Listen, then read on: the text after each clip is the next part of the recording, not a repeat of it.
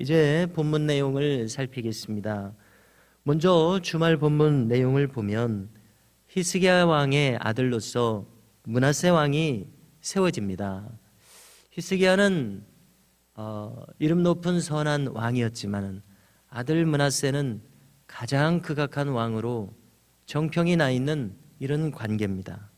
그런가 하면 오늘 본문에서 나오는 요아스 왕은 또 가장 선한 왕들 중에 한 왕이었지만 그의 부친은 또 대단히 악한 왕이었습니다. 그래서 참 신비로운 것은 선한 왕에서 악한 아들이 나고 악한 왕인데 또 선한 아들이 배출되는 이러한 특별한 상황들이 있는 것이 주목됩니다. 자, 이제 앞선 내용의 므낫세 왕의 상황을 보면은 그는 참 극악한 왕이었습니다. 20세의 즉위에서 무려 55년간을 재위하는 동안에 전국의 우상 숭배가 찌들도록 했던 왕이었습니다. 아마 유다 왕국이 망하게 된 것은 이 므낫세 왕 때문이 아닌가 생각될 정도입니다. 그는 마침내 바벨론의 침략을 받아서 포로로 끌려갔습니다. 그리고 그 자신에게 다행스러운 것은 거기서 그는 뉘우치고 회개하게 됩니다. 그래서 므낫세 왕의 특징은 수십 년 동안 일생토록 악하게 살며 백성들을 악으로 이끌었지만 정작 자신은 마지막 몇 년을 남겨두고 회개하여 하나님 앞에 바로 서는 모습이 있다는 것입니다. 이 점이 참 특별하고요. 그의 아들은 아몬입니다. 그래서 므낫세가 마지막에 회개했다고 하지만은 아몬을 기를 때에 어떠한 환경에서 기르게 되었겠습니까? 그러므로 아몬도 역시 우상 숭배자가 되었고 2년 만에 신하에 의해서 암살을 당하는 비극을 맞았습니다. 그러기에 그 뒤를 이어서 요시야 왕이 어린 나이에 왕위에 즉위하게 되었습니다. 그의 즉위 시의 나이는 단 8살에 불과했습니다.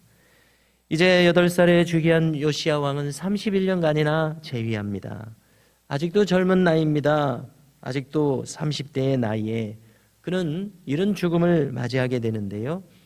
그것은 애굽과 바벨론의 충돌 상황에서 바벨론 편을 들어서 애굽 왕 바로누고가 이스라엘을 지나서 바벨론과 싸우고자 할 때에 바로누고 왕을 무깃도에서 막다가 화살에 맞아서 거기서 전사하게 된 것입니다. 그래서 40도 되기 전에 단명하는 왕이 되었습니다. 요시야 왕에 대한 평가가 2절에 있습니다. 여호와 보시기에 정직하게 행하여 그의 조상 다윗의 길을 걸었다고 합니다. 이처럼 요시야는 일생토록 바른 길을 걸었습니다.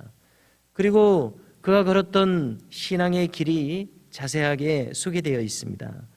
그는 재위한 지 8년, 곧 아직도 청소년인 16살의 나이에 다윗의 하나님을 비로소 찾았다고 합니다. 마치 저 구약의 요셉이 꿈꾼 나이가 바로 이러한 비슷한 청소년기로 기록되고 있는데요. 이처럼 많은 신앙인들이 청소년기에 하나님께 대한 신앙을 깊이 고백하는 것을 보게 됩니다. 바로 전형적인 청소년기의 신앙을 깨달은 그러한 경우였습니다. 이어서 재위 12년에 곧 20세에는 유다와 예루살렘을 정결하게 했습니다.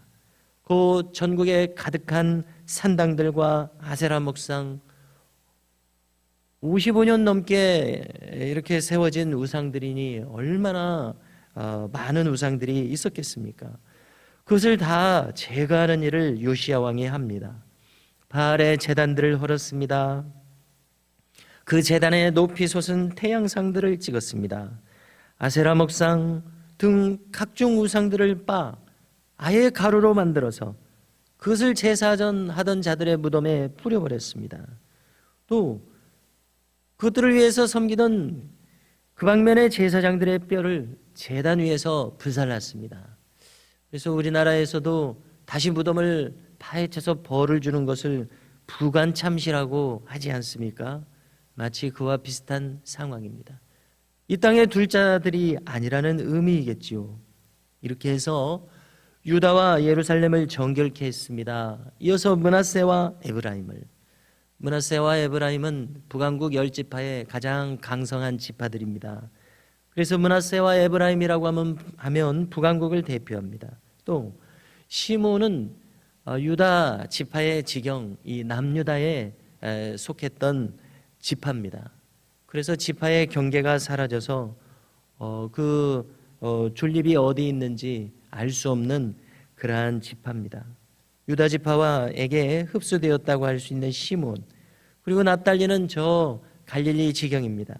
이렇게 해서 전국 사면의 모든 성읍들에도 똑같이 정결케 하는 일을 시행했습니다. 이처럼 전국을 순행하며 우상을 타파하고 예루살렘으로 돌아오는 큰 일을 감당했습니다. 한마디로 말해서 전국을 신앙적으로 깨끗게 하고자 했던 요시야 왕이었습니다. 이어서 그는 제위 18년에 즉 26세에 이르러서는 성전 수리에 착수합니다. 그래서 거기에 담당자로 사반과 마아세야, 요아라는 인물을 세워서 일을 맡깁니다. 이들이 대제사장 hil기야에게 가서 성전에 그동안 헌금했던 돈들을 넘겨줍니다. 이 헌금은 전국의 백성들이 헌금했던 봉헌물이라고 기록되어 있습니다. 대제사장은 다시 건축비를 성전 공사를 맡은 감독자들에게 주어서 성전을 수리하게 합니다. 그래서 오늘 본문을 보면 그들은 마치 성전을 새로 짓는 것처럼 성실하게 그리고 구체적으로 보수했습니다. 그도 그럴 것이 왜냐하면 11절에서 거론되는 것처럼 앞선 유다의 왕들이 성전을 헐어버렸기 때문에 그렇습니다. 우상 숭배를 한 것에 그치는 것이 아니라 그 그릇된 왕들은 성전을 헐어버리기까지 했던 것입니다. 그런 왕들은 앞서서 우리가 다루었던 왕들인데요, 아하스와 므낫세, 아몬 왕 등입니다. 이처럼 성전 재건을 방불케 하는 이 건축일에 있어서 공사 감독자들이 주로 레위인들에게 맡겨졌다고 오늘 본문은 알려주고 있습니다. 이와 같이 오늘 본문 내용을 통해서 볼 때 요시야는 평생을 여호와 보시기에 정직하게 행했습니다. 하나님을 기꺼이 섬기며 전국적으로 신앙을 다시 새롭게 하고 세워나가는 이런 큰 일을 감당했습니다. 한마디로 말해서 그는 다윗의 길로 갔던 신실한 왕의 생애였습니다. 이제 다음 본문으로 이어지는 내용입니다마는 요시야 왕에게서 유명한 것은 이처럼 성전을 수리하다가 조상들의 율법책을 발견합니다. 율법책을 낭독하는 중 크게 회개하고 이 정도로는 안 되겠다고 생각하고 전국적인 신앙 개혁을 크게 이끕니다. 그렇지만 총평을 하자면은 요시야 왕의 이러한 개혁에도 불구하고 곧 얼마 지나지 않아서 유다 왕국은 우상 숭배로 인하여 바벨론에게 멸망당하게 되지 않습니까? 그래서 요시야의 이 신앙 개혁이 역부족이라는 생각이 들 정도입니다.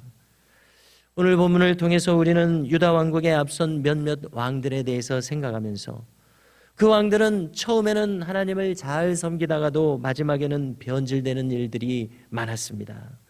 그렇지만 요시야는 시종일관하게 신실한 왕으로서 처음부터 끝까지 행했던 왕이었습니다. 시종일관 동일한 신앙으로 나아갔던 것이 참으로 너무나도 귀하고 복된 일입니다. 그래서 우리도 이 요시야 왕을 보면서 우리도 또한 젊었을 때 또 장년의 노년에 시종일관 신실한 신앙을 우리도 가지기를 소망하게 됩니다. 그래서 요시야 왕처럼 좌로나 우로나 치우치지 아니하였다고 했는데요, 신앙의 정도를 늘 걷고자 힘썼다는 의미로 생각됩니다. 이처럼 늘 신앙의 바른 길을 추구하여 나아가는 우리 모두가 되실 수 있기를 오늘도 주님의 이름으로 축복합니다.